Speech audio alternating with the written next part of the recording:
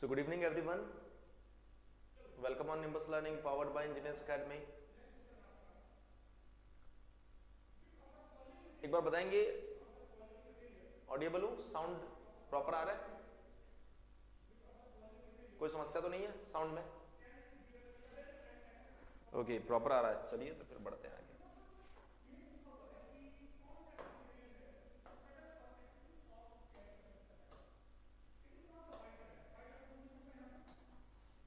देखिए, आज के सेशन में हम कोशिश करेंगे कि दो छोटे छोटे चैप्टर कहूं या टॉपिक कहूं, एक ही बात है, उन टॉपिक्स को हम लोग कवर करें, क्योंकि उनका जेई पॉइंट ऑफ व्यू से कोई बहुत ज्यादा वेटेज में नहीं है। और अगर आप सिर्फ एसएससी जेई को छोड़ दे, बाकी जेई में जाए तो थोड़ा बहुत उसमें से पूछा गया है, वो बेसिक इंट्रोडक्शन है।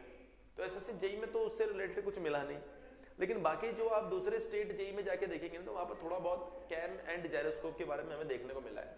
बस उसी कारण से हम लोग थोड़ा सा इंट्रोडक्शन कैम एंड जायरोस्कोप के बारे में ले रहे हैं। तो एक बार सभी स्टूडेंट्स बोर्ड के ऊपर फोकस करना, सभी स्टूडेंट्स बेटा बोर्ड के ऊपर फोकस करना। सबसे पहले हम लोग डील करेंगे introduction about cam and follower.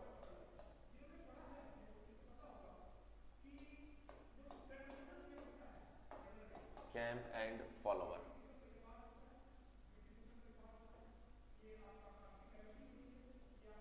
देखिए कैम एंड फॉलोअर की अगर हम लोग बात करें तो कैम एंड फॉलोअर बेसिकली क्या होता है?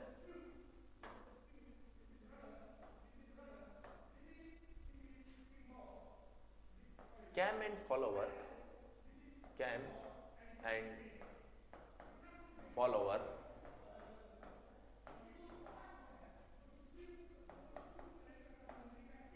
is a mechanism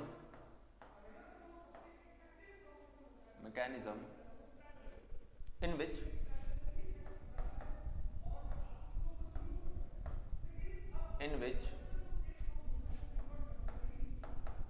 can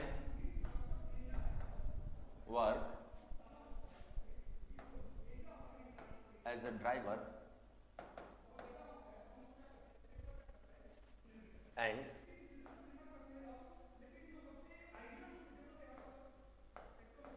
follower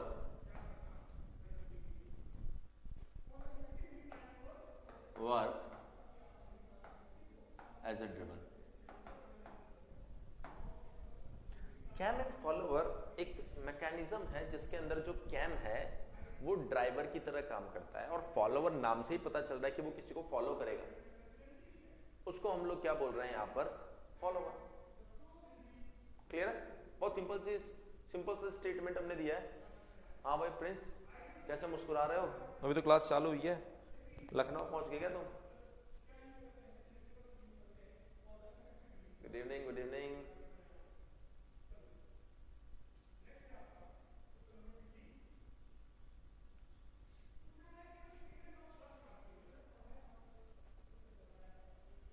Anshika का गुड मॉर्निंग हो रहा है। वो क्या ना, वो हिंदी में अच्छा टाइप करती है,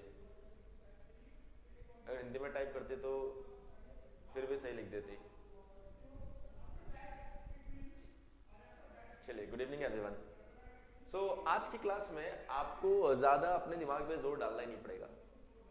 सिंपल से कुछ पॉइंट्स है, सिर्फ वो मैं आपको बता रहा हूं, वही आपको ध्यान रखना है। आज की क्लास में ज्यादा दिमाग लगाना ही नहीं है आपको। सो बेसिकली क्या बोला गया, कैम एंड फॉलोअर में कैम एक ड्राइवर है और फॉलोअर एक ड्रिवन है, बस इतनी सी बात। अब देखिए यहाँ पर सबसे पहला इंपॉर्टेंट पॉइंट आता है, इंपॉर्टेंट मतलब एग्जाम में नहीं आता है, बस ऐसे ही बेसिक इंफॉर्मेशन आपको रखनी चाहिए अगर आ जाए तो। Types of cam motion, types of cam motion. Cam motion जो है बेटा वो कितने टाइप के होते हैं? कैम मोशन को हम दो कैटेगरी में डिवाइड करते हैं। एक रोटेशनल मोशन,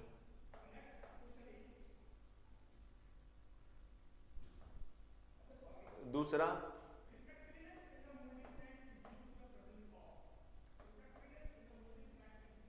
ट्रांसलेशनल मोशन। देखिए रोटेशनल मोशन की अगर हम लोग बात करें तो रोटेशनल मोशन कौन कौन सी कैम दिखाती है? एक कैम होती है जिसको बोला जाता है disc type cam, disc type cam. दूसरे की अगर हम लोग बात करें डिस्क टाइप कैम कैसी होती है बेटा, देखिए ये डिस्क आपके पास,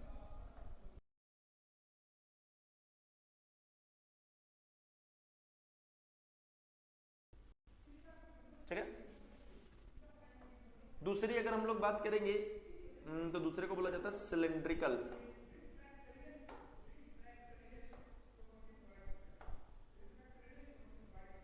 सिलिंड्रिकल कैम। देखिए बेटा ये ऐसी एक सिलिंड्रिकल कैम होती है जिसके अंदर ऐसे ग्रूव बना होता है और उस ग्रूव के अंदर ऐसे फॉलोवर लगा होता है। जब ये कैम ऐसे रोटेट करती है ना ऐसे ऐसे, तो फॉलोवर ऐसे ऐसे रेसिप्रोकेट करता है। तीसरा जो टाइप होता है वो होता है ग्लोबोइडल कैम।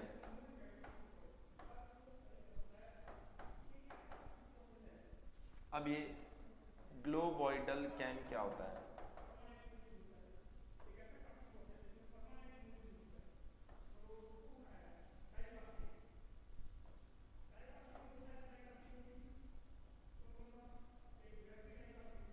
ये आपके पास में इसमें कुछ ऐसा फॉलोवर लगा होता है, सेम कहानी दोनों में। ये जब ऐसे रोटेट करेगी तो फॉलोवर ऐसे ऐसे मूव करने वाला है। ग्लोबोइडल ऐसा भी हो सकता है और ग्लोबोइडल देखो बेटा ऐसा भी हो सकता है। दोनों में से किसी भी शेप का ग्लोबोइडल कैम हो सकता है। तीनों के तीनों रोटेट कर रही है इसलिए ये रोटेशनल मोशन दिखाती है। एक कैम होती है जिसको बोला जाता है वेज कैम। वेज मतलब वो वेज नॉन वेज वाला नहीं, WEDGE, वेज कैम। ये बेटा फॉलोवर लगा हुआ है तो कैम जब आगे पीछे मूव करेगी तो फॉलोवर ऊपर नीचे ऑसिलेट करेगा। तो सबसे पहला पॉइंट जो है रोटेशनल मोशन कौन सा कैम देता है? Disc type, cylindrical, globoidal. Translation कौन सा कैम रखता है? Wedge cam. अब देखिए यहां पर टाइप्स ऑफ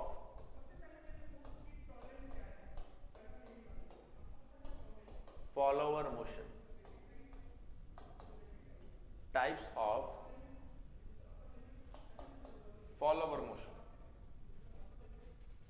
फॉलोवर मोशन की बात कर लेते हैं। फॉलोवर मोशन कितने टाइप के होते हैं? अगेन फॉलोवर मोशन भी आपके पास में दो टाइप के होंगे।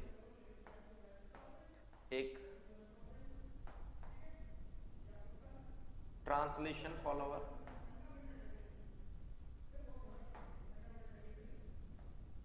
एक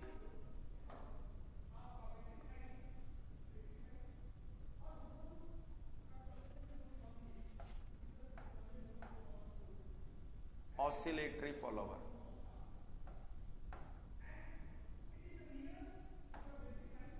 ट्रांसलेटरी फॉलोवर और जो दूसरा है वो आपके पास में क्या है? Oscillatory follower.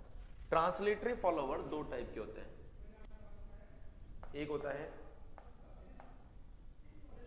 रेडियल फॉलोवर, एक होता है आपके पास में ऑफसेट फॉलोवर। देखिए बेटा रेडियल फॉलोवर और ऑफसेट फॉलोवर का क्या मतलब है? देखिए मान लीजिए अगर ये आपको कैम दिया गया है, यहां पर पिन लगा हुआ है,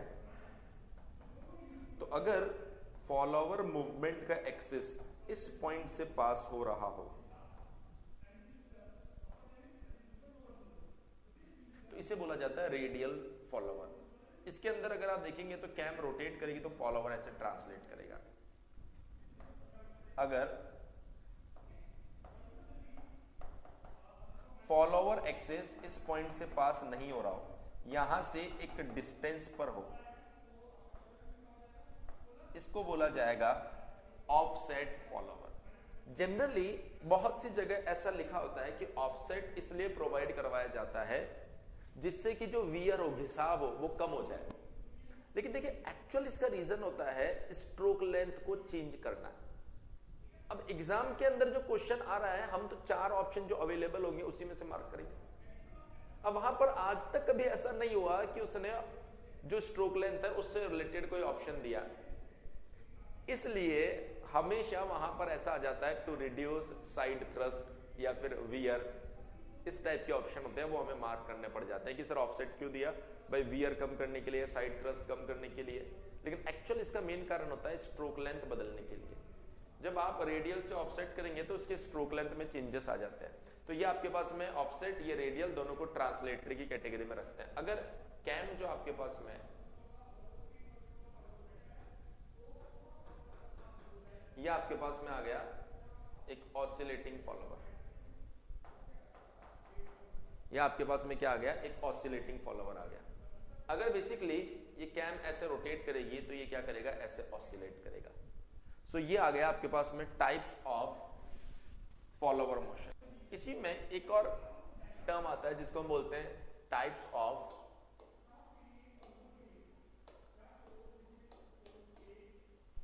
follower surfaces.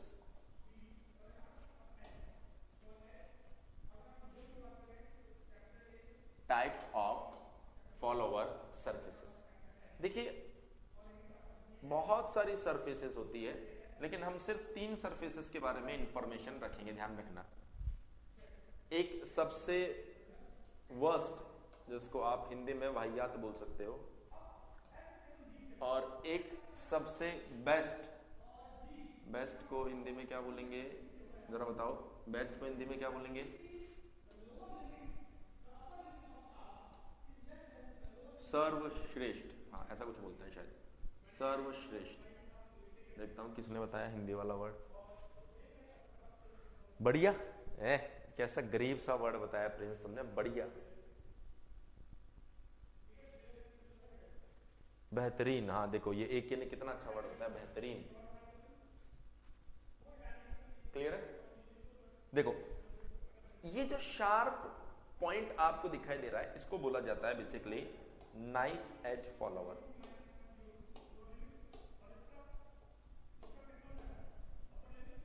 Knife edge follower. जिसमें एक रोलर दिखाई दे रहा है बेटा, उसको बोला जाता है रोलर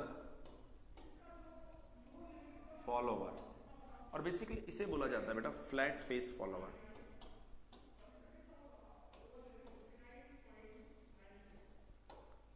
फ्लैट फेस फॉलोवर। हुआ प्रिंस? अंशिका, ये देखो अंशिका ने सर्वश्रेष्ठ बता दिया। और ये किसने बताया? और ये कुंवर साहब आज टाइम पर आ गए तुम यार, ये तो बहुत अच्छा काम किया तुमने, दिल जीत लिया फिर ये करके। तो अति उत्तम, सारी संस्कृत तुम ही सीख लिया हो। चलो आगे बढ़ते हैं। तुम प्रिंस पिटने के काम कर रहे हो अब। पता है मेरे पास एक ऐसी टेक्निक आ चुकी है कि मैं मार्कर कैमरे पे मारता हूं ना, वो डायरेक्ट तुम्हारी स्क्रीन से बाहर आके लगेगा। So knife edge follower, roller follower और flat face follower. Knife edge देखिए एक शार्प पॉइंट है, यहां पर एक शार्प पॉइंट है।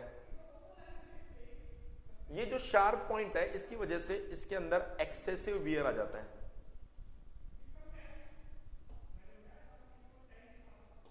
एक्सेसिव वियर मतलब बहुत ज्यादा वियर, बहुत ज्यादा घिसाव, जिसकी वजह से इसको आप बोलते हैं वर्स्ट फॉलोवर।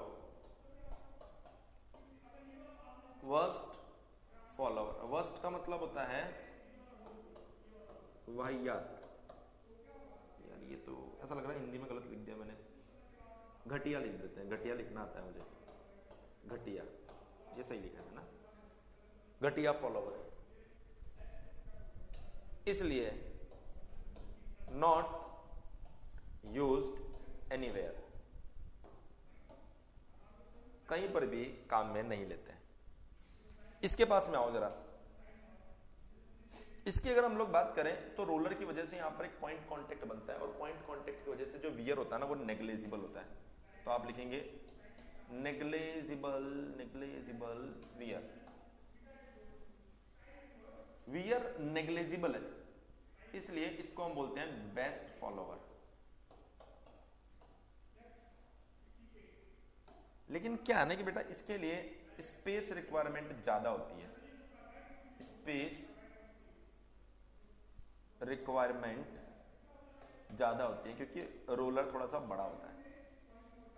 ये बेचारा सब कुछ मॉडरेट रखता है, वियर जो रहेगा ना वो मॉडरेट रहेगा इसके अंदर। मॉडरेट मतलब इससे कम इससे ज्यादा, मॉडरेट वियर। ये जो बेस्ट वाला फॉलोवर है ना, used for large force transmission, ये देखिए used for moderate force transmission. अगर आप ध्यान से देखें तो इसके अंदर देखो, इसके अंदर देखो जरा ध्यान से, ये कैम, ये फॉलोवर और एक फ्रेम होगा, 3 लिंक मैकेनिज्म। इसको देखो ध्यान से, कहां लिखे, जगह नहीं बची यार, यहां लिख देते हैं, 4 लिंक मैकेनिज्म, 3 लिंक मैकेनिज्म।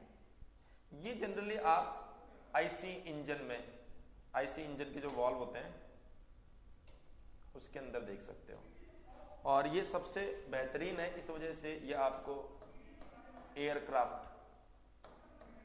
उसके अंदर देखने को मिलेंगे। सो ये कुछ इंपॉर्टेंट पॉइंट्स हैं इनसे रिलेटेड जो आपको ध्यान रखना है। ऐसे होने को तो बहुत सारी चीजें होती है, स्फेरिकल फॉलोवर होता है, मशरूम फॉलोवर होता है, कर्व शेप फॉलोवर, तो बहुत सारे होते हैं, पर मेजरली ये 3 आपको ध्यान रखना है। सबसे घटिया कौन है, सबसे बढ़िया कौन है, मॉडरेट कौन है, बस एक बार जल्दी से बोल दो। ये बेसिक इंट्रोडक्शन आप सभी लोगों को क्लियर हुआ या नहीं हुआ? ये बेसिक इंट्रोडक्शन जो है ये आप सभी स्टूडेंट्स को क्लियर हुआ या नहीं हुआ?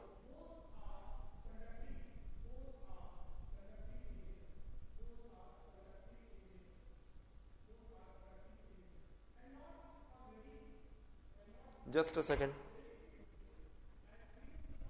Just a second.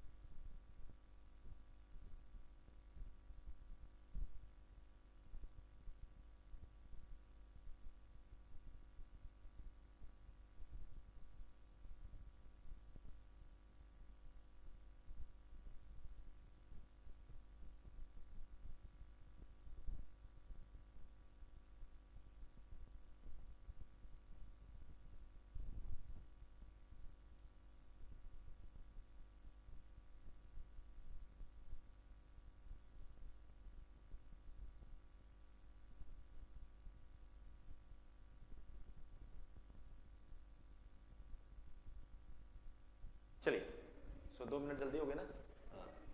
आ जाओ, वापस आ जाओ, वापस आ जाओ, वापस आ जाओ, पॉइंट पर आ जाओ। तो इतनी कहानी क्लियर हो गई? किसी ने कुछ बोला नहीं ना? हाँ, किसी को कोई डाउट नहीं है? आना भी नहीं चाहिए, इसमें क्या डाउट आएगा? ये तो मानना है आपको। सर ने कहा ये बेस्ट है तो बेस्ट है, अब इसमें कोई कॉन्सेप्ट नहीं है भाई, ये बेस्ट है, ये बकवास है, बेकार है, बेकार है, इसमें कोई कॉन्सेप्ट नहीं है। क्लियर है? ऐसा नहीं कि सर क्यों बेकार है, वैसे कारण मैंने लिखा है, इसमें वियर बहुत ज्यादा होता है इस वजह से बेकार है। देखिए, जो पॉइंट आपसे एग्जाम में ज्यादातर पूछा जाता है वो पॉइंट उठ के आता है कहां से? कैम टर्मिनोलॉजी से।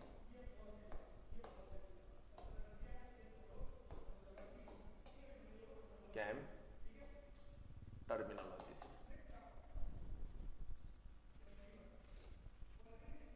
जो अगर आप देखें यहां पर जो एग्जाम में क्वेश्चन पूछा जाएगा वो कहां से पूछा जाता है? बेसिकली कैम टर्मिनोलॉजी से। एक छोटा सा प्यारा सा कैम बना देता हूं मैं, यहां पर पिन है, यहां पर इधर बना दो फॉलो,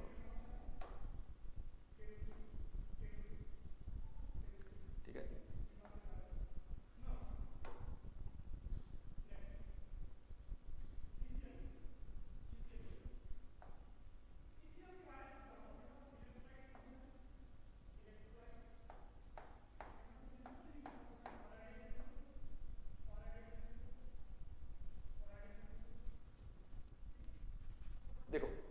ध्यान से देखिए, सबसे पहले इसे आप क्या बोलेंगे, ये जो आप देख रहे हैं इसे बोला जाता है गाइड्स।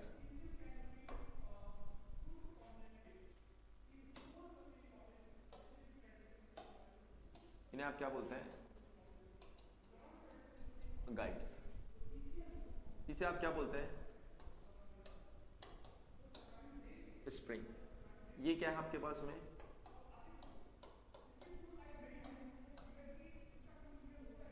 Roller follower. ये कौन है बेटा, कैम। देखिए बेसिकली अगर आप देखें यहां पर, तो फॉलोवर जो है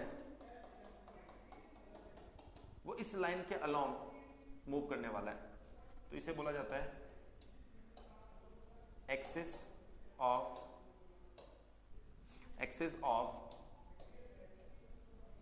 movement, axis of movement of follower. इसे क्या बोला जाता है बेटा, axis of movement of follower. ये जो डिस्टेंस है, इस डिस्टेंस को हम बोलते हैं स्मॉल ई। स्मॉल ई कौन है, ऑफसेट। स्मॉल ई कौन है, ऑफसेट। अगर हम लोग यहां पर ध्यान से देखें, तो अगर मैं इस सेंटर ऑफ रोटेशन से, अगर हम लोग इस सेंटर ऑफ रोटेशन से मिनिमम डिस्टेंस लेके यहां पर एक सर्कल बनाते हैं, तो बेटा इस सर्कल को बोला जाता है बेस सर्कल। इस सर्कल को बोला गया तो इस सर्कल को बोला जाएगा बेस सर्कल। तो हमने बोल दिया सर, बेस सर्कल जो बन रहा है ना, बेस सर्कल, ये बेसिकली आपकी जो कैम प्रोफाइल है, उस कैम प्रोफाइल में मिनिमम डिस्टेंस लेके आप बेस सर्कल बना रहे हैं। तो एक्चुअल में ये जो बेस सर्कल है ये डिसाइड करता है साइज ऑफ कैम। बहुत बार पूछ लिया जाता है कि सर साइज ऑफ कैम क्या होता है, साइज ऑफ कैम कौन सा सर्कल डिसाइड करता है, तो base circle size of cam को यहाँ पर डिसाइड करने वाला है। आपने क्या किया, इस कैम को फिक्स मानकर फिर बोल रहा हूं, ऐसा कर नहीं रहे, माना कि ऐसा हो रहा है। और अगर आप इस रोलर को ऐसे ऐसे इसकी साइड कंप्लीट रोटेट करते हो,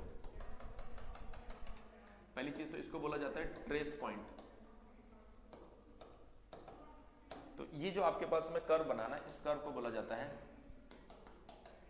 पिच कर्व। क्लियर है। अब सेंटर से फिर से minimum distance low pitch curve तक, और ये जो सर्कल बनेगा, इस सर्कल को बोला जाता है प्राइम सर्कल। इस सर्कल को बोला जाता है prime circle. So basically pitch curve से आपके पास में क्या आ रहा है,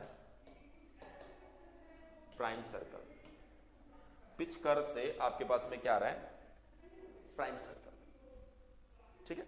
अब देखिए आगे देखिए, अब यहां पर ध्यान से, अगर मैं यहां पर ऐसा बोल देता हूं, कि ये जो डिस्टेंस है ये है स्मॉल आर। देखो जरा ध्यान से, स्मॉल आर कौन है, स्मॉल आर है रोलर रेडियस।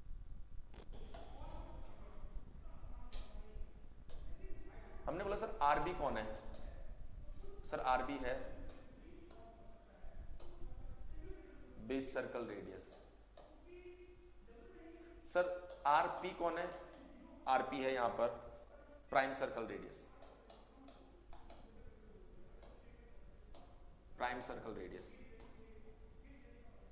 सो बेसिकली हमने बोला यहां पर prime circle radius is equal to base circle radius plus roller radius.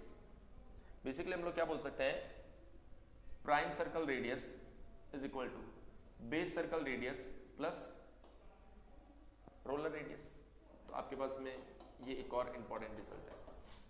और देखिए आगे, जब कैम ऐसे रोटेट करेगी तो ये क्या करने वाली है, फॉलोवर के ऊपर बेटा एक नॉर्मल फोर्स लगाने वाली है, जिसको हमें नेक्स्ट स्लाइड पर डील करना पड़ेगा। तो जब ये फॉलोवर के ऊपर ऐसा एक नॉर्मल फोर्स लगाएगी, जिसको मैं बोल रहा हूं Fn, तो बेसिकली ये फॉलोवर का एक्सिस ऑफ मूवमेंट है। ये कौन है, axis of movement of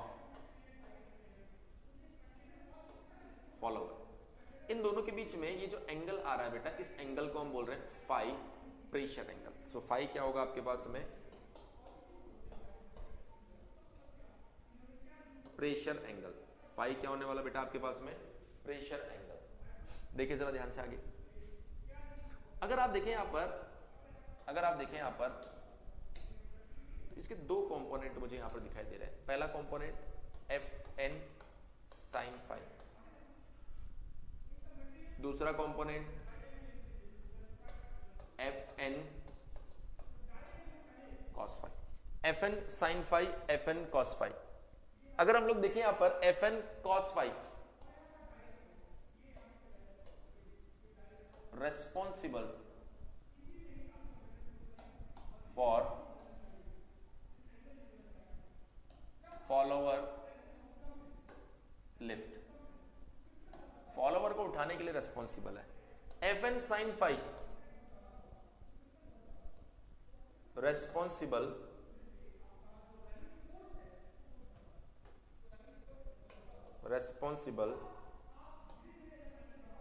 for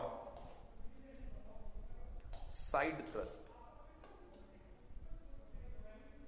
भाई इस कंपोनेंट की वजह से आपका फॉलोअर ऐसा हो जाएगा, टेढ़ा हो जाएगा, टेढ़ा, और वो हो सकता है गाइड्स के बीच में फंस जाए। तो आप कहेंगे सर ये वाला कंपोनेंट तो होना चाहिए कम और ये वाला कंपोनेंट होना चाहिए ज्यादा। इसका एक ही तरीका है, अगर आप प्रेशर एंगल को, इसको आपको क्या करना है, इसको आपको क्या करना है, इंक्रीज करना है। अगर इसको इंक्रीज करना है तो आपको प्रेशर एंगल को क्या करना पड़ेगा, प्रेशर एंगल को क्या करना पड़ेगा बेटा, डिक्रीज करना पड़ेगा। प्रेशर एंगल की वैल्यू जब आप कम करेंगे ना तो cos फाई की वैल्यू बढ़ेगी और ये कंपोनेंट बढ़ जाएगा। sin फाई की वैल्यू कम होगी और ये कंपोनेंट क्या हो जाएगा, कम हो जाएगा। तो आप क्या बोलेंगे सर, प्रेशर एंगल को कम करेंगे तो ये कंपोनेंट बढ़ेगा, जिससे लिफ्ट आसानी से होगी और साइड थ्रस्ट कम डेवलप होगा। सो बेसिकली प्रेशर एंगल को कम करना पड़ता है। अगर मैं बात करूं फॉर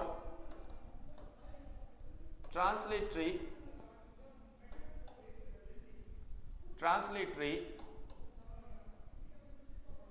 फॉलोवर, फाई अलाउएबल वो आपके पास में 30 डिग्री से कम होना चाहिए, ज्यादा से ज्यादा इसके बराबर हो सकता है। 30 डिग्री से ज्यादा कभी भी नहीं हो सकता। अगर जो प्रेशर एंगल होता है अलाउएबल 30 डिग्री होता है, और अगर आप सिर्फ प्रेशर एंगल की बात कर रहे हैं तो वो आपका 30 डिग्री या उससे कम होना चाहिए। अगर कोई पूछता है मैक्सिमम अलाउएबल कितना है तो आप कहेंगे 30 डिग्री अलाउएबल है, मतलब इससे कम रखेंगे तो आपके लिए बेहतर होगा, इससे ज्यादा रखेंगे तो फिर ये कंपोनेंट बढ़ जाएगा। लेकिन यही वैल्यू जब आप बात करेंगे ऑसिलेटरी, ये डेटा है जो आपको याद रखना पड़ेगा ऑसिलेटरी फॉलोवर के लिए। सो ऑसिलेटरी फॉलोवर के लिए ये जो फाई है प्रेशर एंगल है वो आपको 45 डिग्री से कम या फिर ज्यादा से ज्यादा उसके बराबर रख सकते हो, क्योंकि यहाँ पर जो अलाउएबल एंगल होता है वो 45 डिग्री तक होता है। आपने बोला प्रेशर एंगल को कम करना पड़ेगा, हमने कहा कितना कम करना पड़ेगा, तो उसने एक डेटा बताया कि अगर आप ट्रांसलेटरी के अंदर 30 डिग्री से कम रखते हैं तो ठीक है, कोई समस्या नहीं होगी, और ऑसिलेटरी के अंदर 45 डिग्री से कम रखते हैं तो कोई समस्या नहीं होगी। एक बार सभी स्टूडेंट्स बोलेंगे ये पॉइंट क्लियर हुआ या नहीं हुआ। अगर कोई डाउट है तो आप लोग पूछ सकते हैं बेटा, बहुत आसान चीजें हैं।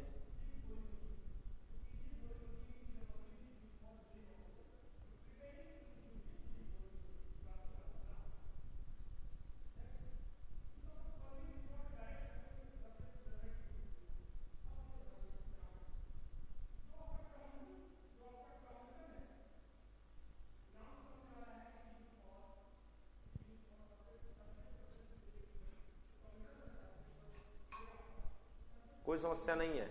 ओह श्रवण भी सीख गया।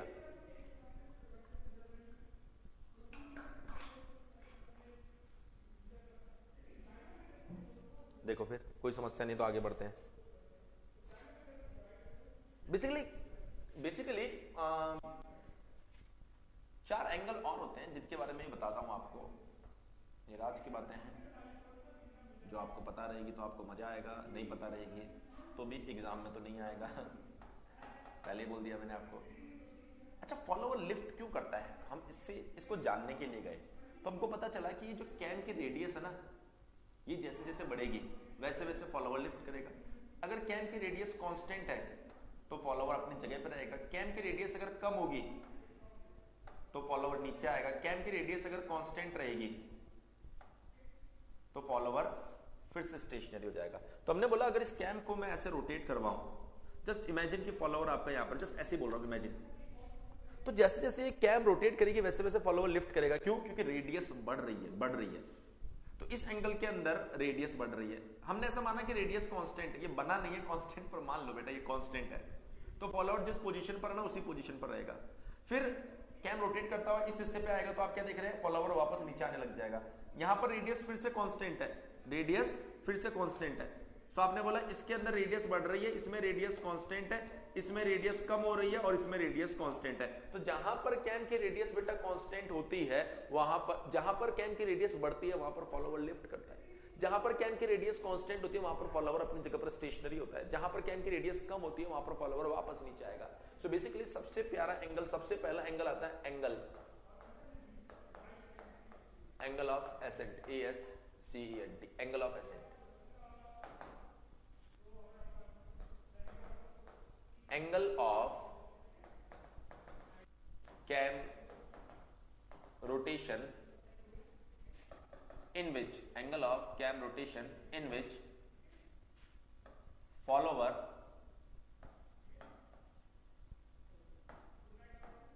rises, known as angle of ascent। Similarly अगर हम लोग बात करें एंगल ऑफ डिसेंट, ये क्या होता है, angle of cam rotation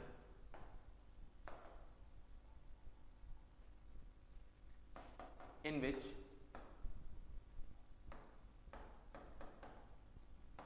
follower returns known as angle of descent. तीसरा एंगल होता है बेटा आपके पास में angle of dwell.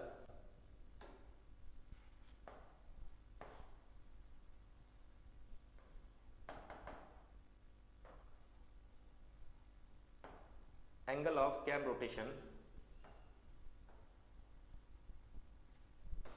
in which follower remains stationary known as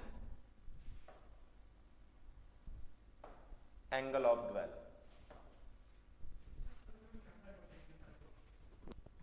ठीक है, एक सिंग देखिए, इसके अंदर किसी तरह की कोई दिक्कत है तो बताएं।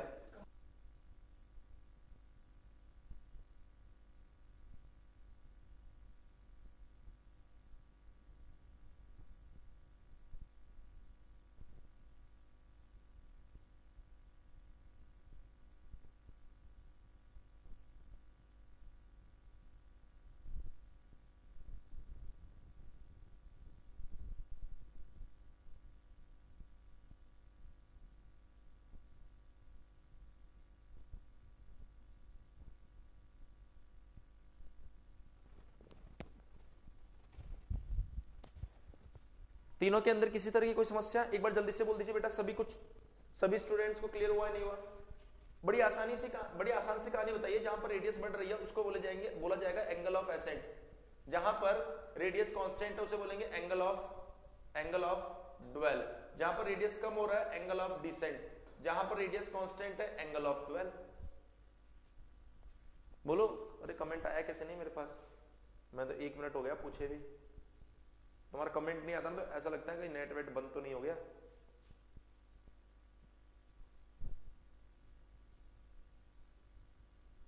अच्छा, लेट आ रहा है कमेंट, लेट आ रहा है, ठीक।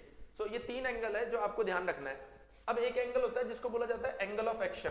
पहले उसको लिखता हूं फिर बताता हूं।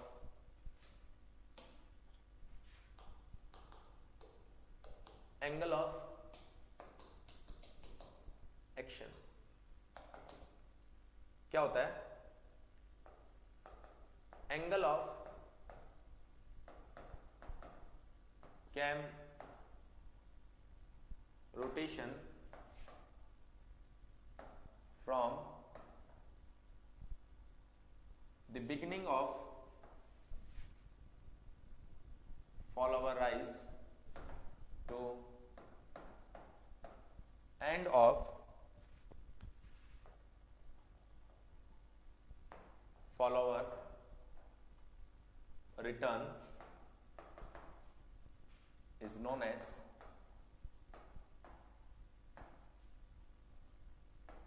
angle of action,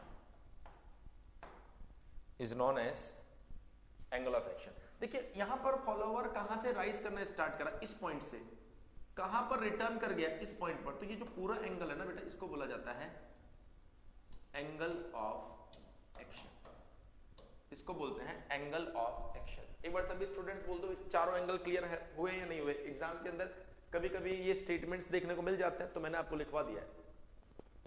एग्जाम के अंदर कभी कभी ये स्टेटमेंट्स देखने को मिल जाते हैं, इसलिए मैंने आपको लिखवा दिया है। चलिए वेरी गुड, ये भी समझ गए।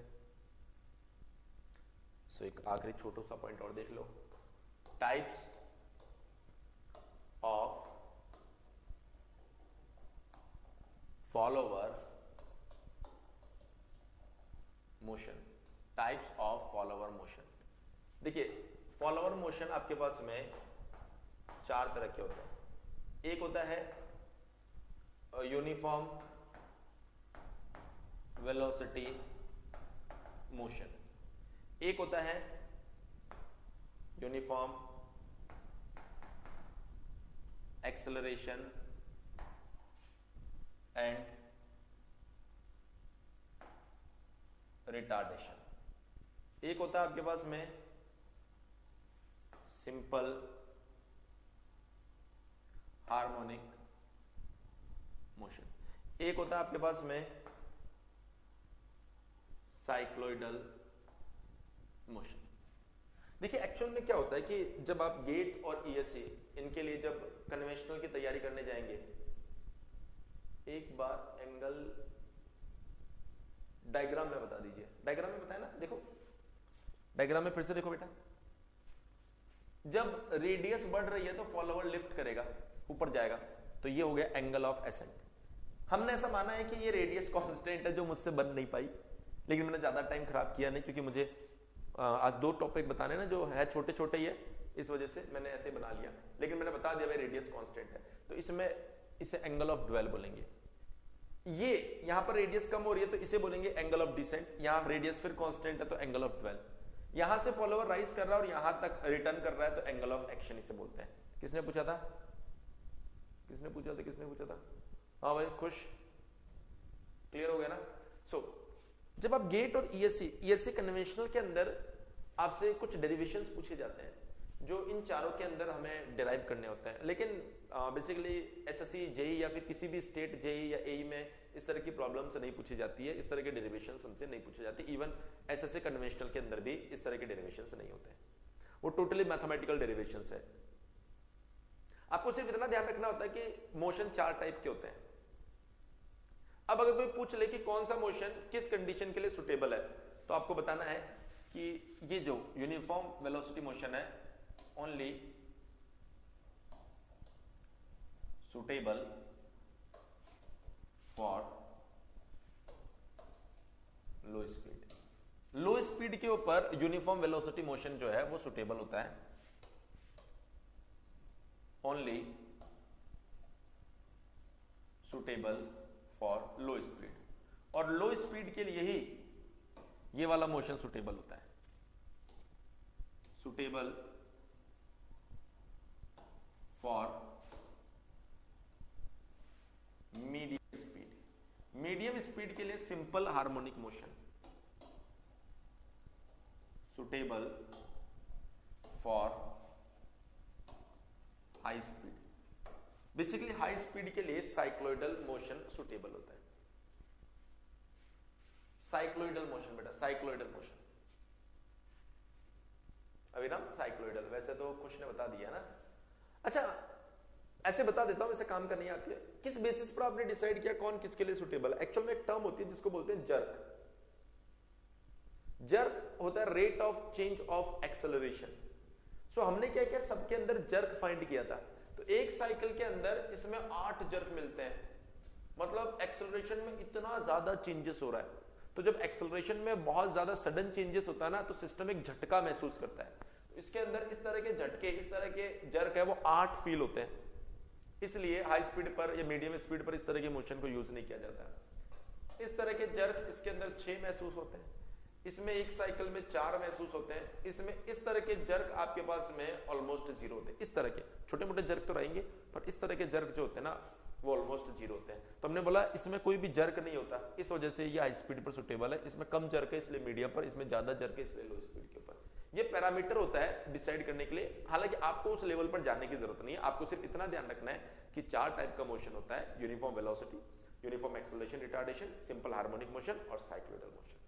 बस बेस्ट हाई स्पीड के लिए कौन सा सुटेबल होता है? साइक्लोइडल।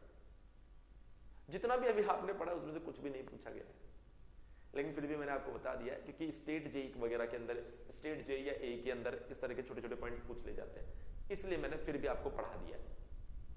एसएससी जेई में कुछ नहीं मिला इसमें से, कोई भूले भटके एक आध स्टेटमेंट मिल जाए तो मिल जाए, ठीक है? क्योंकि मुझे पता है, मैं खुद बोलता हूं बच्चे को कि एसएससी जेई के अलावा भी एग्जाम है, उन सबको देना है आपको, उन सबको देना है। कोई भी जेई हो, कोई भी एई हो, जिसमें आप एलिजिबल हो, उस एग्जाम को दो।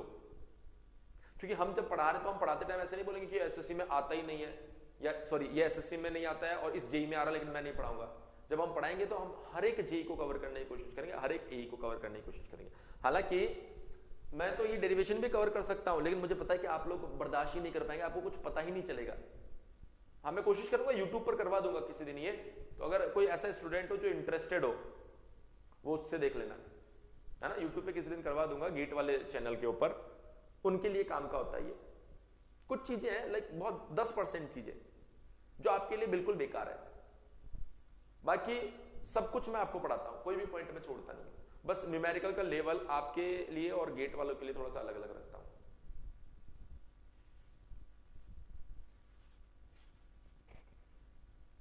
बेरोजगारी से पीछा छुड़ाना है,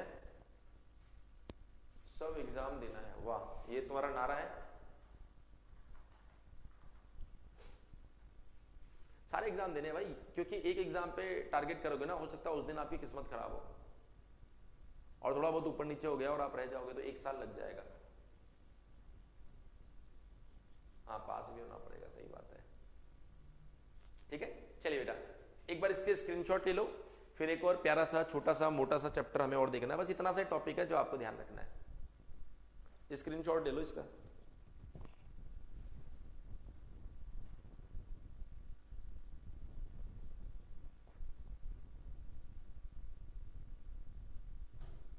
मतलब कितनी खुशी होती है जब छोटा सा चैप्टर आता है आपके सामने कि बस इतना ही पढ़ना है।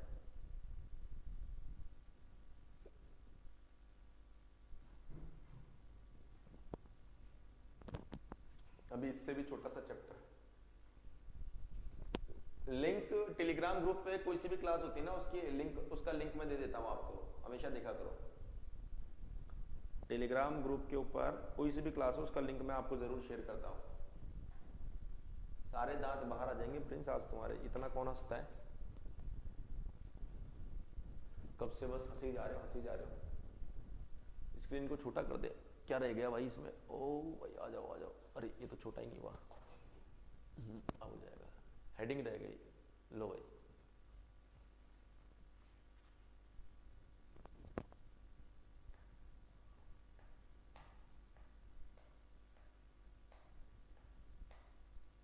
इतने से सब एग्जाम, सब एग्जाम का मतलब क्या है? गेट और ईएससी का एग्जाम देने तो नहीं जा रहे हो ना? और चिंता मत किया करो, जो पॉइंट ऐसे हैं जो आपके बिल्कुल किसी काम के नहीं है वो हम गेट वाले चैनल पर पढ़ाते हैं,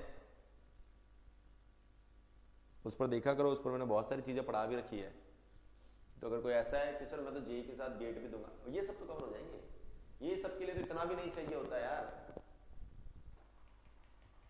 टेलीग्राम चैनल का नाम है प्रैक्टिस सेशंस फॉर मैकेनिकल। रोज तो बताता हूं यार क्लास में, स्टार्टिंग की क्लासों में देखो मैंने 2-3 दिन लगातार बताया होगा।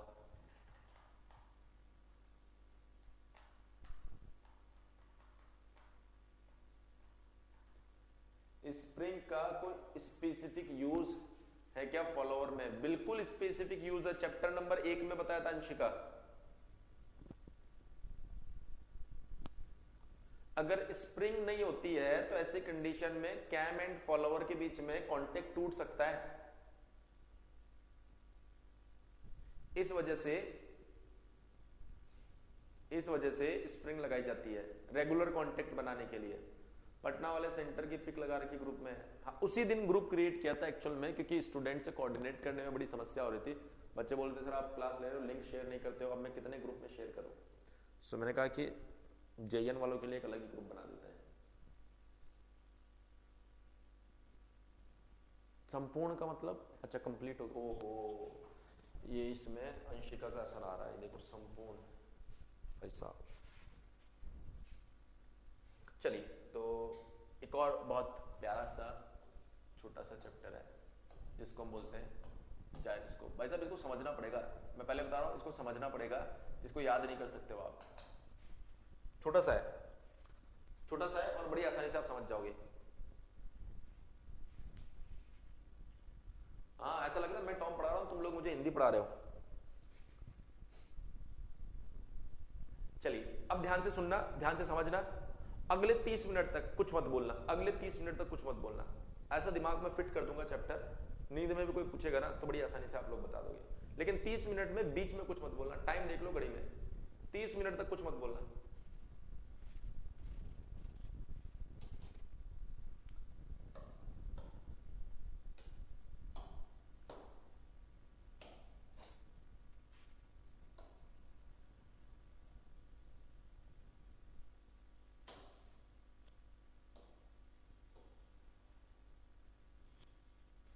मिनट के लिए शांति, बिल्कुल शांति एकदम।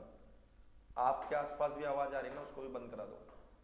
ये एक्स एक्सिस, ये वाई एक्सिस, ये जेड एक्सिस और ये एक रोटर हमने लिया ऐसा छोटा सा, ठीक है, और इसको एक रोटेशन दिया। यहां से जो ऑब्जर्वर इसे देख रहा है उसने देख के बताया कि मेरे हिसाब से ये क्लॉकवाइज घूम रहा है। सर ये ऑब्जर्वर क्यों बताया? क्योंकि जब भी कोई रोटेटिंग फिजिकल क्वांटिटी आती है उसके लिए ऑब्जर्वर जरूरी है। जैसे ये रोटेशन मेरे लिए क्लॉकवाइज है, आपके लिए काउंटर क्लॉकवाइज है। मेरे लिए क्लॉकवाइज है और आपके लिए कैसा है? ये काउंटर क्लॉकवाइज है। क्यों? मैं इधर से देख रहा हूं तो क्लॉकवाइज, आप उधर से देख रहे हो तो काउंटर क्लॉकवाइज।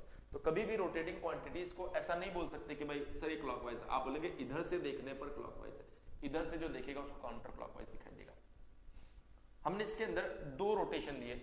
एक पे बेसिकली OX के ऊपर ये रोटर रोटेट कर रहा है, इसलिए इसको आप कहेंगे, चलिए बाद में लिखूंगा ये बात। एक रोटेशन तो ये हो गया कि OX के अबाउट ये आपका जो रोटर है ये रोटेट कर रहा है। दूसरा ये OX एक्सिस जो है ना, ये भी एक डी थीटा एंगल, मतलब ये भी एक्चुअल में रोटेट कर रहा है, जिसको हम ऐसे दिखा सकते हैं। तो OX एक्सिस भी रोटेट कर रहा है, ये आ गया x डैश।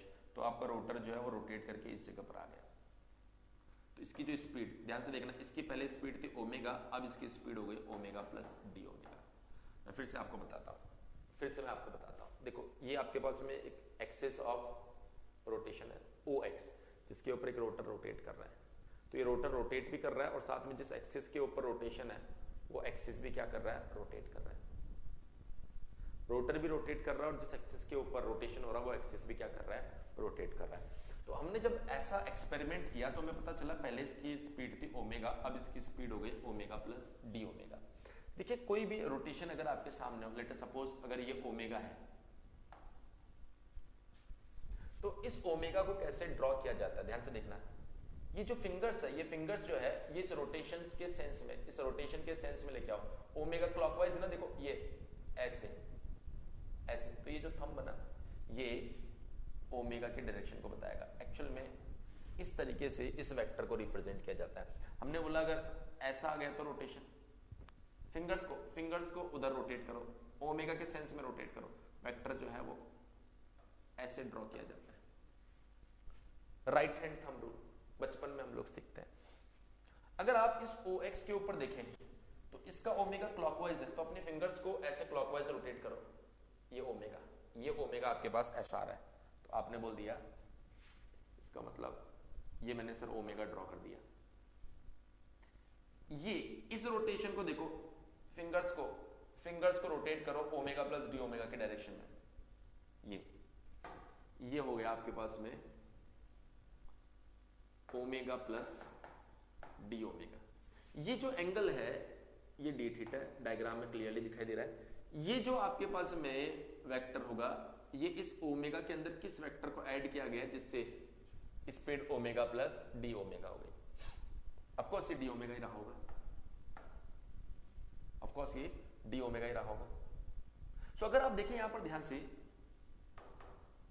तो इसका एक वेक्टर आपको इधर दिखाई दे रहा है, एक कंपोनेंट आपको इधर दिखाई दे रहा है।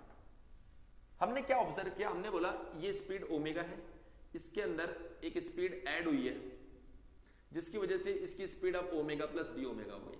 ये जो स्पीड ऐड हुई है इसके दो कंपोनेंट है, एडिशन का एक कंपोनेंट इधर है और एक कंपोनेंट इधर है। मतलब जो वेलोसिटी इंक्रीज हुई है ना उसमें इस कंपोनेंट का भी रोल है और एक नए कंपोनेंट का भी रोल है।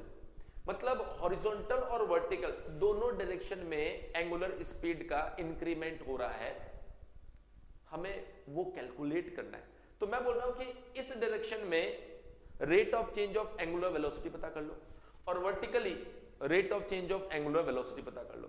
Rate of change of angular velocity को बोलते हैं एंगुलर एक्सेलरेशन। तो अगर मैं बात करूं इन अभी दिमाग को बिल्कुल फ्रेश रखो, सुनते जाओ बस। In horizontal direction, horizontal direction में फाइनल वेलोसिटी क्या होगी, ओमेगा प्लस डी ओमेगा। इसका कंपोनेंट ले लो इधर, omega plus d omega cos D theta. Horizontal direction में इनिशियल वेलोसिटी, भाई ये इनिशियल है और ये फाइनल है, तो हॉरिजॉन्टल डायरेक्शन में इनिशियल कितनी है, omega divide by dt। Rate of change of बोला ना इसलिए dt आएगा। जब एंगल बहुत छोटा होता है तो cos थीटा को 1 मान लिया जाता है, तो ये बन गया आपके पास में omega plus d omega minus omega divide by dt। देखिए ओमेगा से ओमेगा कैंसिल आउट, ये बन गया डी ओमेगा बाय dt। ये बोल रहा है कि जो एंगुलर वेलोसिटी बड़ी होगी उसमें एक रोल तो इस एक्सेलरेशन का रहा होगा। हमने कहा ये कौन सा एक्सेलरेशन है, rate of change of omega. जिस स्पीड से डिस्क रोटेट कर रही होगी अगर उसके पास कोई एक्सेलरेशन आ जाता है तो उसकी स्पीड बढ़ेगी। हमने कहा बिल्कुल बढ़ेगी, ये तो सब जानते हैं ना, इसी को तो अल्फा बोलते हो आप, इसी को तो अल्फा बोलते हो, ये सब जानते हैं। हमने कहा यहां से तो कुछ नया मिला ही नहीं। हम इधर आए, हमने कहा इन वर्टिकल डायरेक्शन चलिए जरा, इन वर्टिकल डायरेक्शन। इस डेरिवेशन के पीछे नहीं पढ़ना है, इस डेरिवेशन के पीछे नहीं पढ़ना है, आप बिल्कुल ध्यान से सुनते जाइए मैं क्या बताना चाह रहा हूं। हमने बोला वर्टिकल डायरेक्शन में फाइनल वेलोसिटी, हमने कहा फाइनल वेलोसिटी ये है, इसका cos component horizontal, vertical component sign component, omega plus d omega. फिर बोल रहा हूं डेरिवेशन आपके किसी काम का नहीं है, मैं जस्ट फीलिंग के लिए आपको ये सब चीजें समझा रहा हूं। एट द लास्ट जो आखिरी में पॉइंट बताऊंगा ना वो दिमाग में रखना है। वर्टिकल डायरेक्शन में हॉरिजॉन्टल थी इनिशियल, वर्टिकल में तो कुछ है ही नहीं initial, 0 divide by dt। Sine d theta by sine d theta, angle जब स्मॉल होता है तो थीटा, साइन थीटा जब थीटा बहुत स्मॉल होता है तो उसको थीटा लिखते हैं, omega plus d omega d theta by dt। देखिए ओमेगा से मल्टीप्लाई होगा डी थीटा, ओमेगा से मल्टीप्लाई होगा d theta plus D theta बहुत छोटा नंबर, डी ओमेगा बहुत छोटा नंबर। दो छोटे छोटे नंबर जब मल्टीप्लाई होंगे तो वो ऑलमोस्ट क्या हो जाएंगे बेटा, negligible, almost negligible, divide by dt। सो देखो यहां पर omega d theta by dt। अब ये पॉइंट बहुत ध्यान से समझना है। सर ओमेगा किसकी स्पीड है, बेटा रोटर की स्पीड है, लेकिन थीटा किसका एंगुलर डिस्प्लेसमेंट है, एक्सिस का, एक्सिस का। ये देखो ये एक्सिस है, ये एक्सिस भी तो एक एंगुलर रोटेशन के साथ में रोटेट कर रहा है। तो जो थीटा है ना, जो थीटा, वो थीटा एक्सिस का एंगुलर डिस्प्लेसमेंट है। तो D theta by D T किसकी स्पीड होगी, एक्सिस की एंगुलर स्पीड होगी। हमने कहा ये क्या चीज आ गई, ये तो एक नया ही अल्फा आ गया, ये तो एक नया ही अल्फा आ गया। तो बेसिकली ध्यान से सुनिएगा, इस डिस्क के अंदर ये एंगुलर एक्सेलरेशन डेवलप करने के लिए जितने टॉर्क की जरूरत पड़ेगी उसको बोलेंगे T equals to I alpha. अब ये पॉइंट आपको समझना, ये सारी कहानी आपके लिए बकवास है, ये सारी कहानी आपके लिए बकवास है। अब जो पॉइंट मैं बोल रहा हूं वो ध्यान से समझिए। किसी बॉडी के पास एक्सेलरेशन A है तो आप क्या बोलते हैं सर, F बराबर ma होगा। किसी बॉडी के पास टॉर्क T है तो F की जगह T, M की जगह I, A की जगह अल्फा। सो A एक्सेलरेशन के लिए ये F रेस्पॉन्सिबल होता है, अल्फा एक्सेलरेशन के लिए ये टॉर्क T रेस्पॉन्सिबल होता है। तो हमने बोला एक एक्सेलरेशन हमारे पास में आया है विच इज अल्फा। सो इस अल्फा के लिए कितना टॉर्क आपको चाहिए होगा सर, वो टॉर्क होगा T। अल्फा कौन है, ओमेगा P। तो ये जो टॉर्क होगा ना, इसी टॉर्क को बोला जाता है जायरोस्कोपिक टॉर्क। इसी टॉर्क को बोला जाता है बेटा जायरोस्कोपिक टॉर्क। सर हमें क्या ध्यान रखना है, आपको सिर्फ इतना ध्यान रखना है जायरोस्कोपिक टॉर्क क्या होता है। जायरोस्कोपिक टॉर्क होता है आई ओमेगा P। हमें सिर्फ इतना ध्यान रखना है, हमें सिर्फ इतना ध्यान रखना है। फिर से सुनिए, जब एक रोटर किसी रोटेटिंग एक्सिस के ऊपर रोटेट कर रहा हो, जब रोटर किसी एक्सिस के ऊपर रोटेट कर रहा हो और वो एक्सिस किसी परपेंडिकुलर एक्सिस के अबाउट रोटेट कर रहा हो, रोटर किसी एक्सिस के ऊपर रोटेट कर रहा हो और वो एक्सिस किसी परपेंडिकुलर एक्सिस के अबाउट रोटेट कर रहा हो, तो वहां पर एक एंगुलर एक्सेलरेशन डेवलप हो रहा है विच इज ओमेगा P। और इस एंगुलर एक्सेलरेशन को डेवलप करने के लिए जो टॉर्क रेस्पॉन्सिबल होता है उसे बोला जाता है gyroscopic torque which is I omega P। Sir I कौन है, आई कौन है यहां पर, आई है आपका मास मोमेंट ऑफ इनर्शिया। कितना माने सर इसको, ये होता है बेटा mk²। सर ओमेगा कौन है, ओमेगा कौन है, omega angular velocity of rotor. Sir omega P कौन है, प्रिसिशनल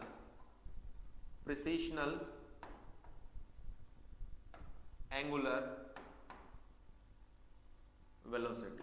प्रिसिशनल एंगुलर वेलोसिटी, ये प्रिसिशनल एंगुलर वेलोसिटी क्या होती है, सिंपल वर्ड्स में एंगुलर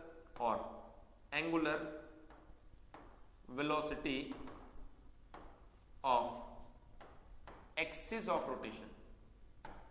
एक्सिस ऑफ रोटेशन कौन है, x axis. Angular velocity of axis of rotation about precision axis. Precision axis कौन होता है, वो परपेंडिकुलर एक्सिस जिसके अबाउट आपका पूरा सिस्टम रोटेट कर रहा हो। तो ध्यान से देखिए,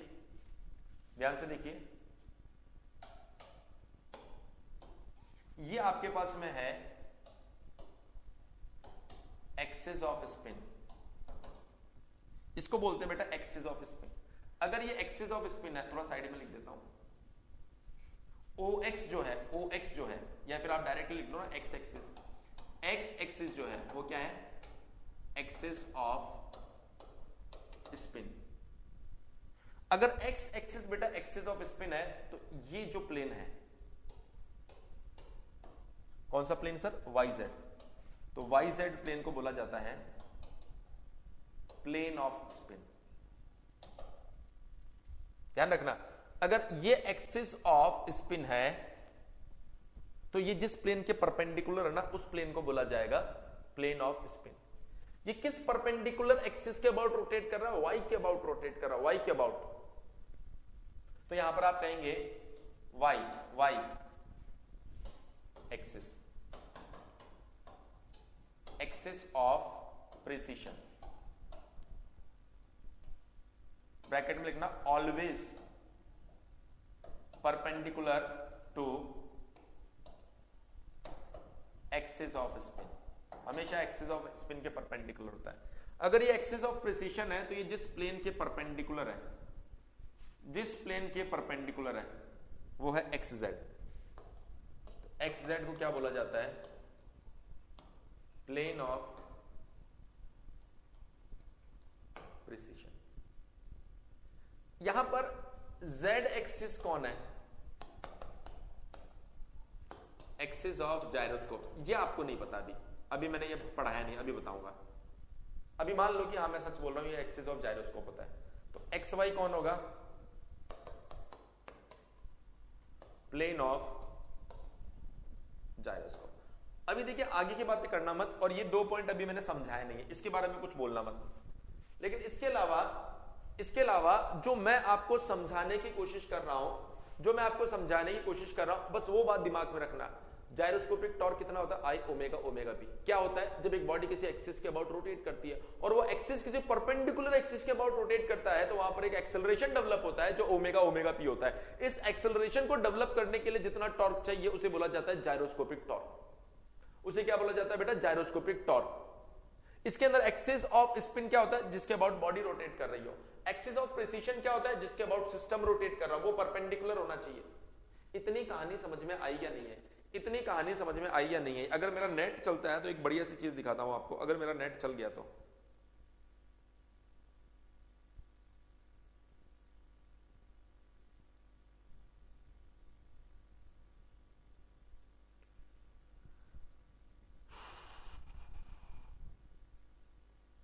अरे चल गया नेट, अभी दिखाते हैं बेटा, चिंता मत करो।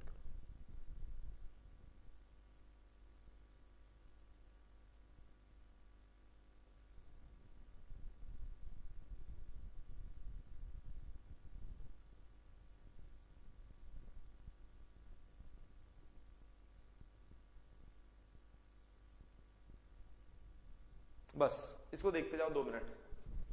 मैं बोर्ड पे भी चला देता, लेकिन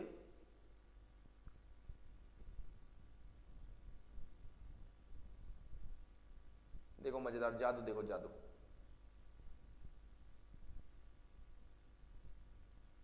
समझ गए? देखा होगा मेरे ख्याल से, आप सभी लोगों ने देखा होगा।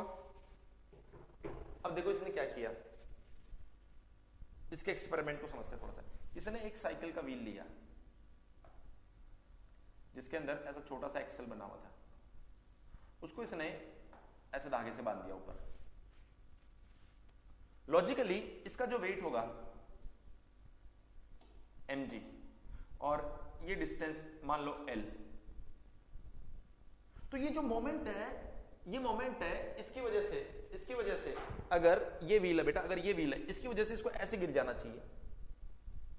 क्यों गिर जाना चाहिए सर? इसलिए गिर जाना चाहिए क्योंकि ये देखिए क्लॉकवाइज मोमेंट डेवलप कर रहा है और ये तो गिर जाएगा, लेकिन वो नहीं गिरा।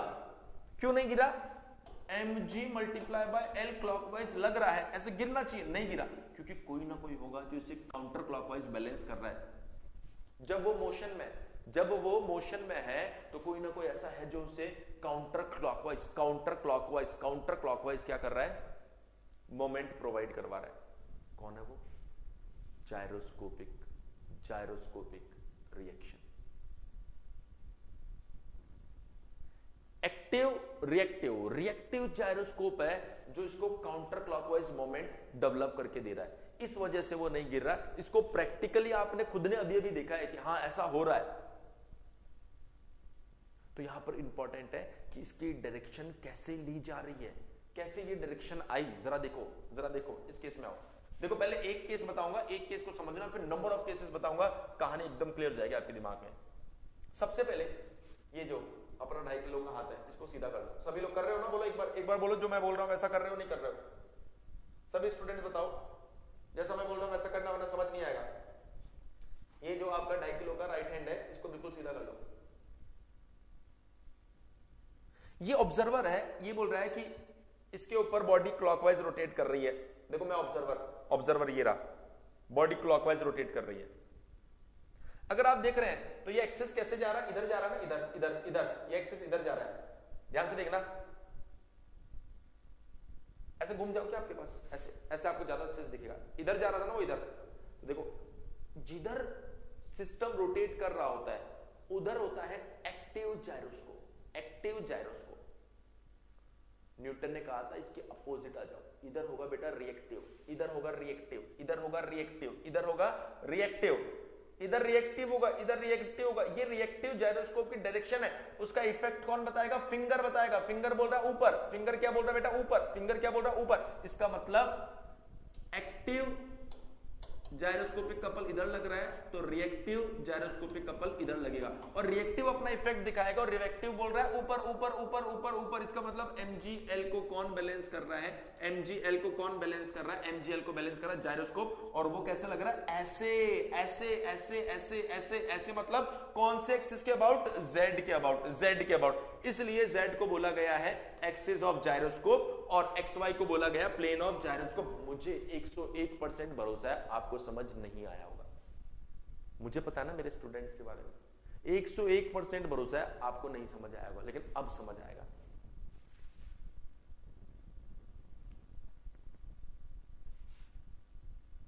Effect of gyroscope on aeroplane.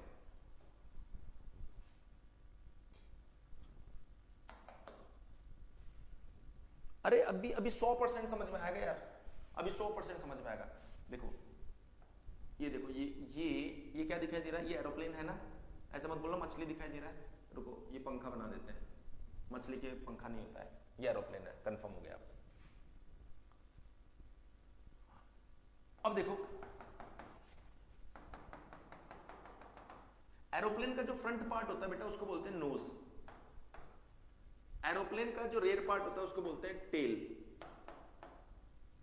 हमने कहा कि एरोप्लेन जो है उसके अंदर कुछ पार्ट रोटेट कर रहे होंगे, फिर एरोप्लेन ने टर्न ले लिया, एरोप्लेन ने टर्न ले लिया तो उसके अंदर कुछ पार्ट रोटेट कर रहे हैं और पूरा सिस्टम टर्न कर रहा है, तो जाइरोस्कोप डेवलप होगा, जाइरोस्कोप डेवलप होगा।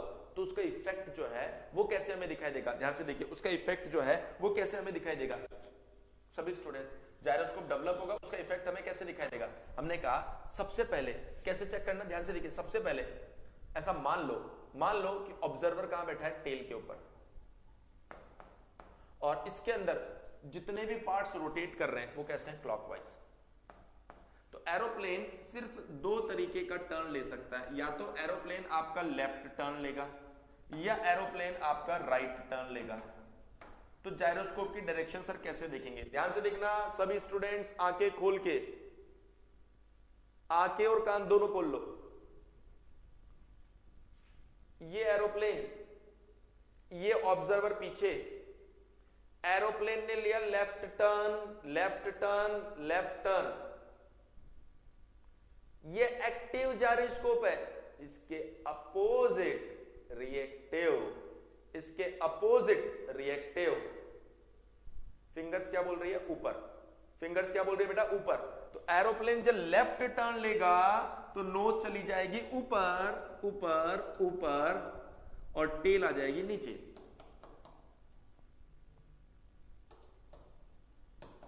एरोप्लेन जब लेफ्ट टर्न लेगा तो नोज जाएगी ऊपर और टेल आएगी नीचे। मेरे ख्याल से ये कहानी आपको समझ में आई होगी। अब सुनो, अब सुनो, अब सुनो। एरोप्लेन जब राइट टर्न ले रहा है, राइट, ये active right, reactive reactive reactive, fingers down, नीचे नीचे नीचे नीचे नीचे, मतलब नोज चली जाएगी नीचे और टेल आ जाएगी भैया ऊपर। तो कोई बोलता है भाई एरोप्लेन में जाइरोस्कोपिक इफेक्ट कैसे मिलता है? तो आप उसको बोलना, देखो एक बात सुन लो मेरे ध्यान से। उसको क्या बोलोगे? एक बात मेरे ध्यान से सुन लो।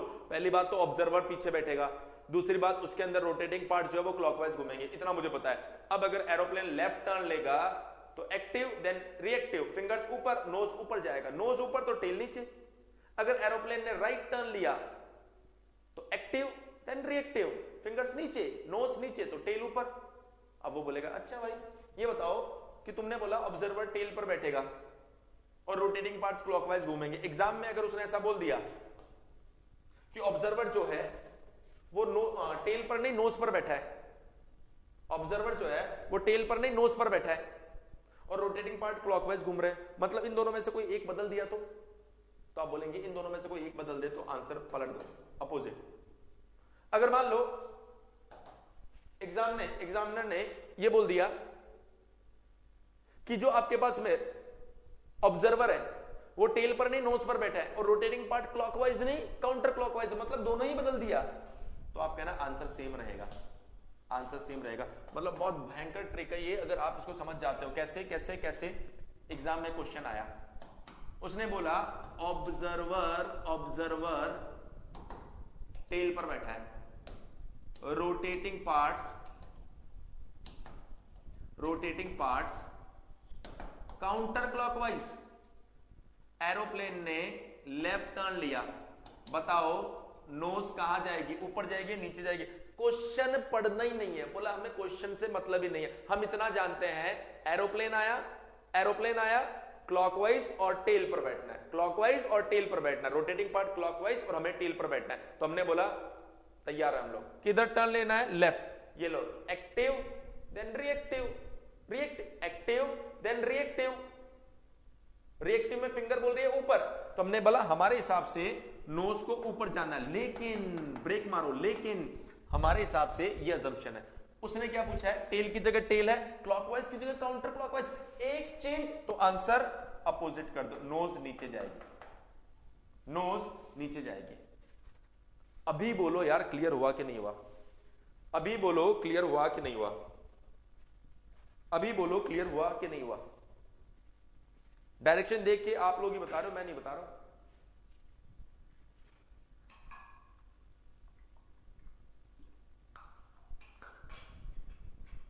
अभी और क्रिस्टल क्लियर करते हैं, एक और एग्जांपल लेते हैं, अभी और क्रिस्टल क्लियर करते हैं। Effect of gyroscope on naval ship.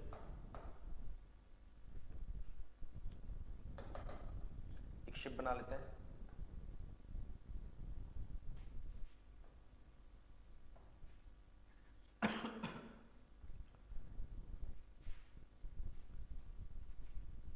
देखो शिप के अंदर जो फ्रंट पार्ट होता है बेटा उसको बोलते हैं बो। ये टेक्निकल टर्म्स है, शिप जो यूज करते हैं, जैसे गाड़ी में स्टीयरिंग होती है ना, डिक्की होती है, आप बोलते हो व्हील्स बोलते हो, है ना। एक और एग्जांपल अभी ऐसा देंगे कि तुम मेरे से स्पीड में समझोगे। बो और जो रेयर पार्ट होता है बेटा उसको बोलते हैं स्टर्न। ये भाई शिप की टर्मिनोलॉजी है जो आपको याद रखनी पड़ेगी। अब शिप को शिप बोलते हैं तो इसके जो पार्ट्स है उसको क्या क्या बोलते हैं वो आपको ध्यान रखना है। जैसे मैंने बोल दिया फ्रंट पार्ट रेयर पार्ट, अब एग्जाम में फ्रंट पार्ट की जगह बो लिखा हुआ आ गया, आप तो कंफ्यूज हो जाओगे, आप तो कंफ्यूज हो जाओगे ना, इसलिए आपको ध्यान रखना है। ये मैं लिख भी देता हूं, फ्रंट पार्ट, ये रेयर पार्ट, तो फ्रंट को क्या बोलते हैं बो, रेयर को क्या बोलते हैं स्टर्न। लेफ्ट साइड को बोलते हैं पोर्ट, राइट साइड को बोलते हैं स्टारबोर्ड।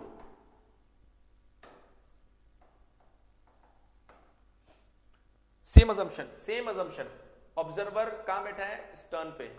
अच्छा, स्टर्न और इसको आफ्ट भी बोलते हैं, एक ही बात है, कंफ्यूज मत होना। और रोटेटिंग पार्ट कैसे है बेटा? क्लॉकवाइज।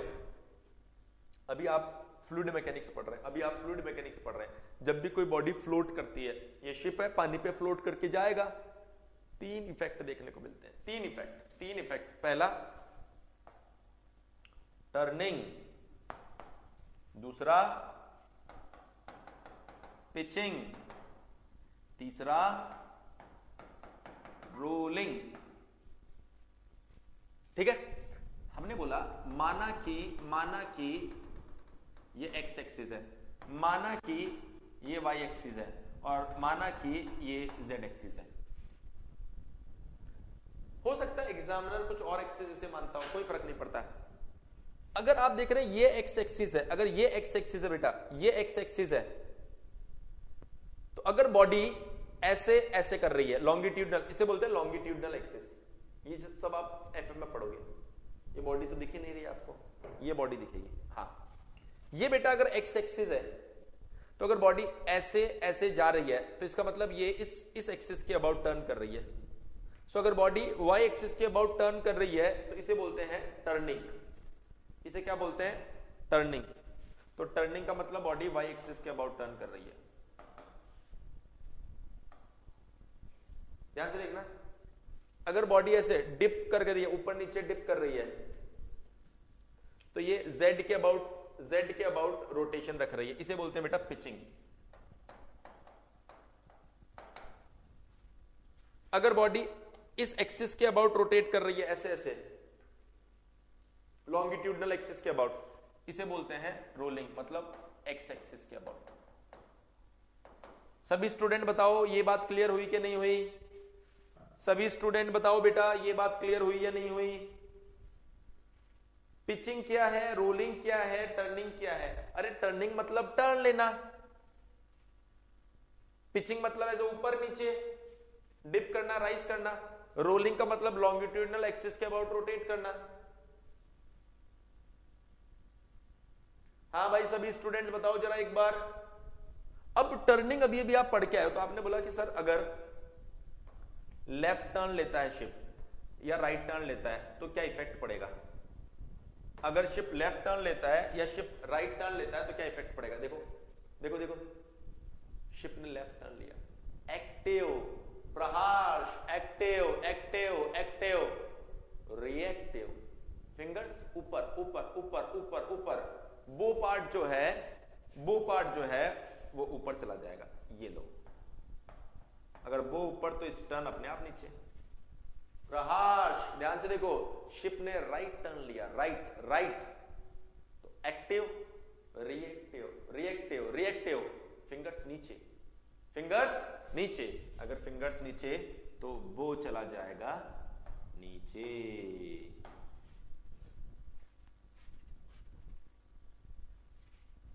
पिचिंग में आओ, पिचिंग में मजा आएगा, पिचिंग में मजा आएगा आपको, पिचिंग में मजा आएगा। शिप अगर पिचिंग किधर किधर कर सकता है? डाउनवर्ड और अपवर्ड। देखो अगर डाउनवर्ड पिचिंग हो रही है, एक्टिव नीचे, तो रिएक्टिव ऊपर, रिएक्टिव ऊपर, फिंगर्स लेफ्ट साइड, तो शिप जो है वो पोर्ट की साइड टर्न करेगा, शिप, है ना? अपवर्ड, एक्टिव ऊपर, रिएक्टिव अपोजिट नीचे। फिंगर्स देखो, राइट मतलब स्टारबोर्ड।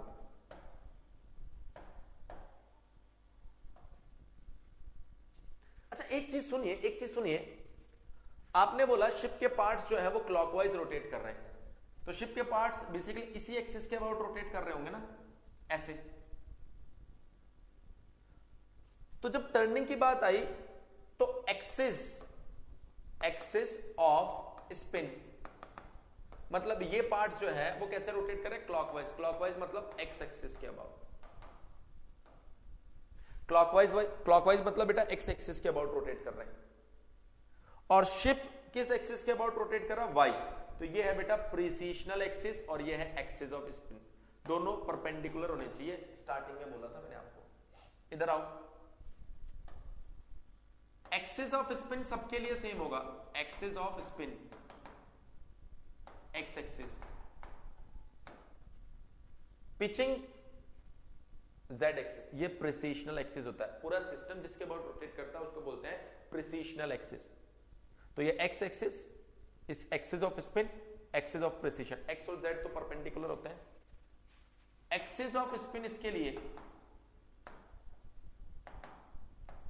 एक्स एक्सिस और प्रिसिशन भी एक्स एक्सिस।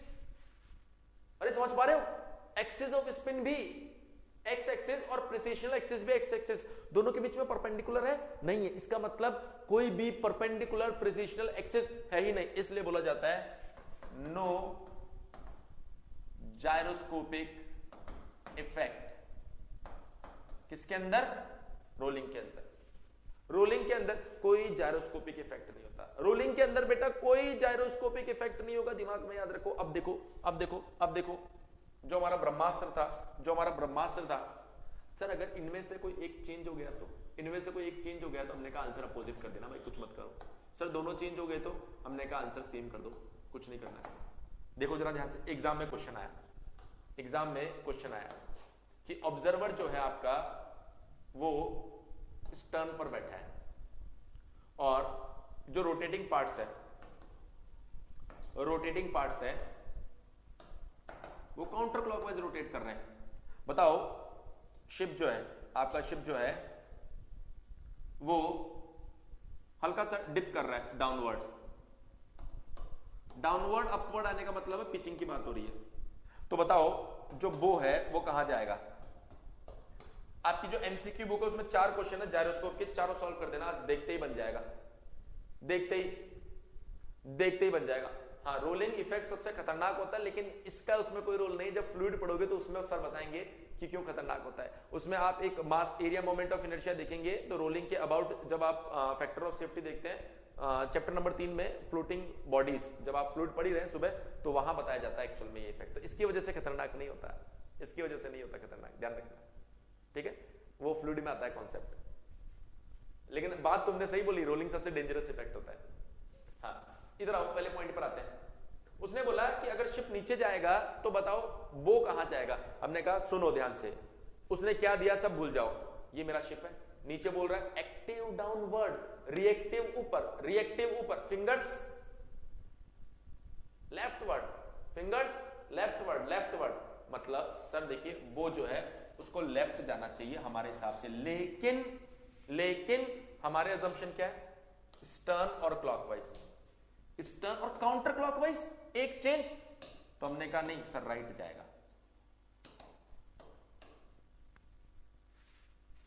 राइट जाएगा, बिल्कुल राइट जाएगा। और अगर ऐसे राइट जाओगे तो आपका आंसर भी राइट जाएगा। तो कोई भी बोलता है भाई जायरोस्कोप का मैग्नीट्यूड क्या होता है? I omega, omega P. Sir direction, direction तो हमें याद है, बिल्कुल बिल्कुल याद है। बोलो यार समझ में आया कि नहीं आया?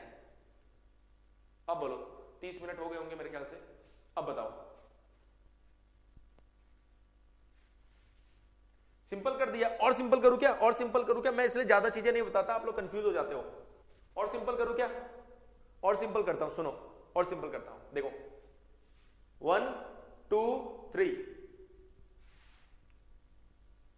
फ्लेमिंग याद है? फ्लेमिंग ध्यान से देखना। ये कौन है भैया? एरोप्लेन, शिप, शिप, ये शिप।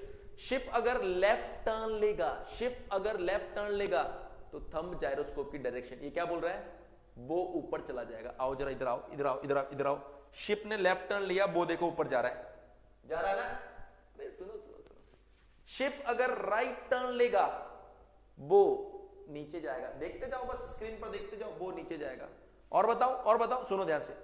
शिप, ये शिप अगर डाउनवर्ड जा रहा है, देखो किधर है थंब, किधर है? लेफ्ट। आ जाओ इधर, डाउनवर्ड लेफ्ट मतलब पोर्ट।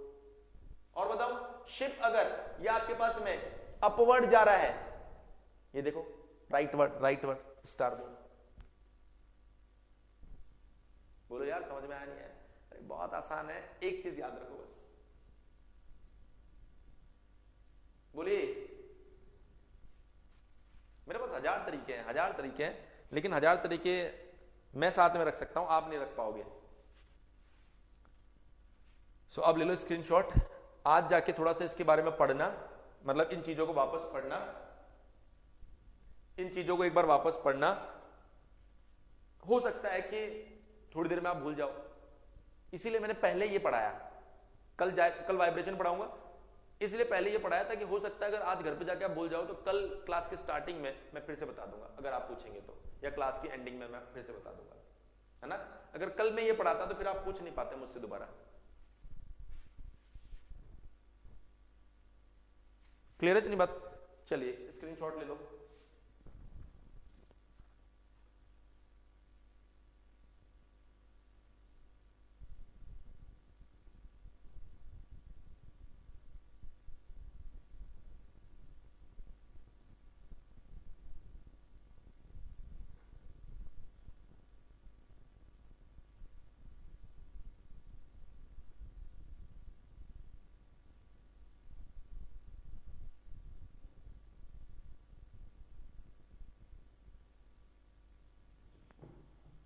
हाँ सिराजुद्दीन,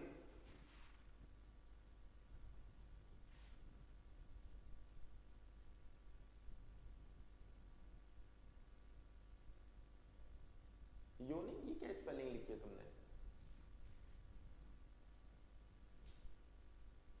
मतलब कहां पढ़ा, क्या रेफरेंस है, किस चैप्टर का है, क्या चीज पूछ रहे हो? योनिंग तो कुछ नहीं होता।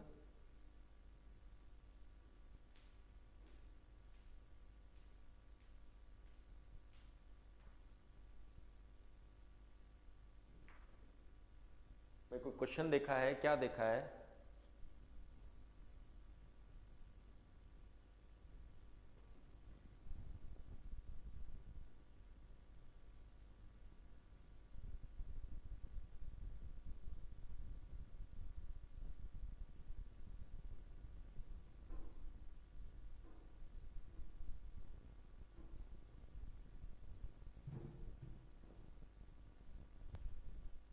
बहुत खतरनाक चैप्टर है अगर ये समझ में नहीं आता तो। घर पे जाके आप इसको एक बार और देख लेना अच्छे से समझ के, फिर भी कोई समस्या आती है ना तो मुझसे वापस पूछना।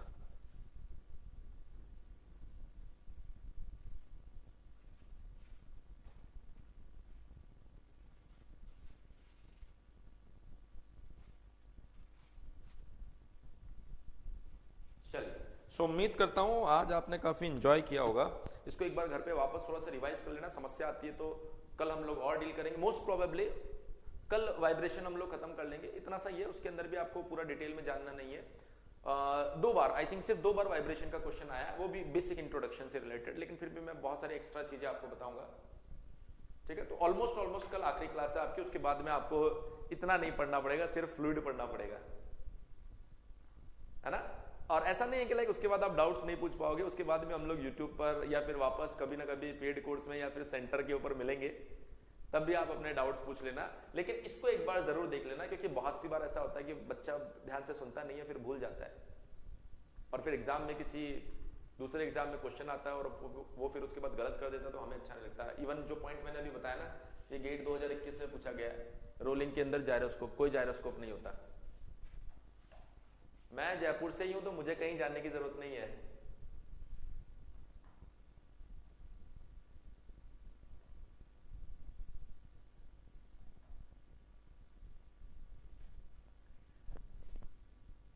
सिराजुद्दीन बेटा, स्पेलिंग चेक कीजिए, आपने जो यॉर्निंग लिखा है इसका मतलब ये होता है उबासी लेना।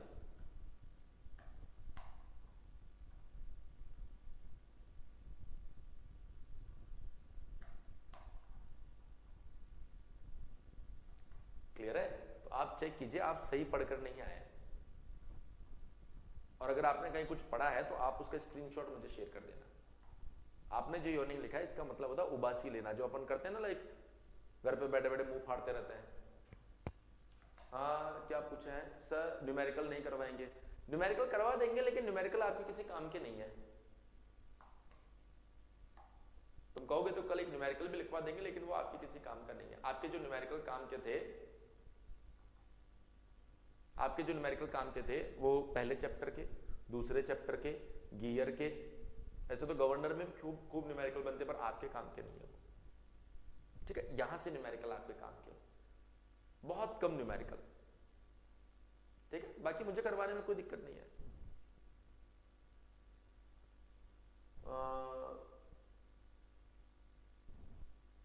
ये क्या बात हुई भाई प्रिंस?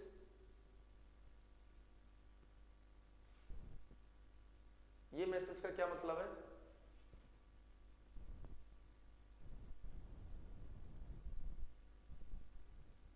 सब देंगे कुंवर, चिंता मत करो, सब कुछ देंगे, लेकिन हर चीज का टाइम आने पर देंगे। पहले जो पढ़ा है उसको आराम से पढ़ो।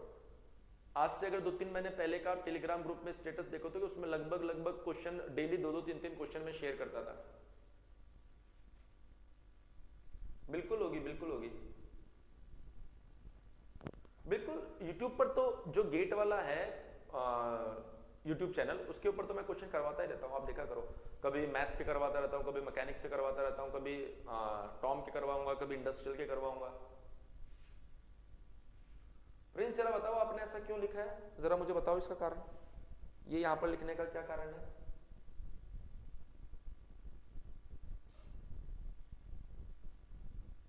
मैकेनिक्स चल रहा है, मैकेनिक्स चल रहा है, आपके बैच में नहीं चल रहा है। रांची वाले स्टूडेंट के लिए मैकेनिक्स चल रहा है।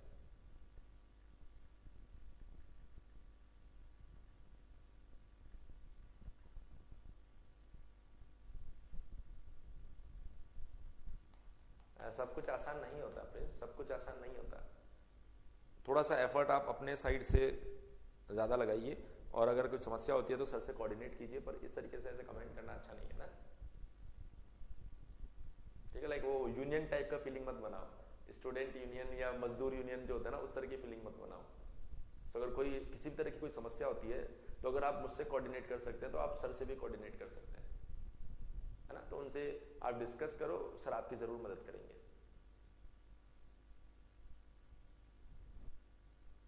हाँ, मैं ही पढ़ाऊंगा, ठीक है। So thank you very much, मिलते हैं कल। कल अभी आखिरी क्लास है, कल और चर्चा करेंगे, चिंता मत करो, ठीक है। कल मिलते हैं आप, thank you, good night everyone.